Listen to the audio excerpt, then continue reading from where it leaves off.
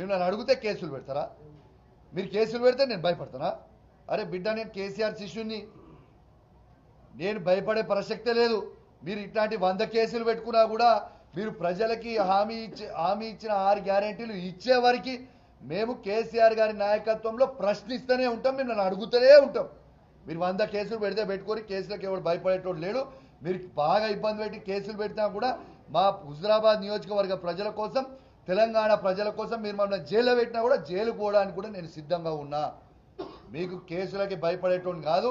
ఖచ్చితంగా మీ 6 గ్యారెంటీలు ఇచ్చే వరకు నా గొంతు విప్తూనే ఉంటా, మిమ్మల్ని ప్రశ్నిస్తూనే ఉంటా, మీకు అడ్డము తిరుగుతూనే ఉంటా.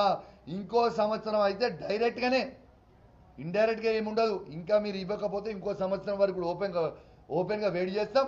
డైరెక్ట్గా ముఖ్యమంత్రి కాన్వేకే అడ్డం తిరుగుతా ఒక శాసనసభ్యునిగా రాసి పెట్టుకొని మీరు ఏం చేస్తారో చేసుకో.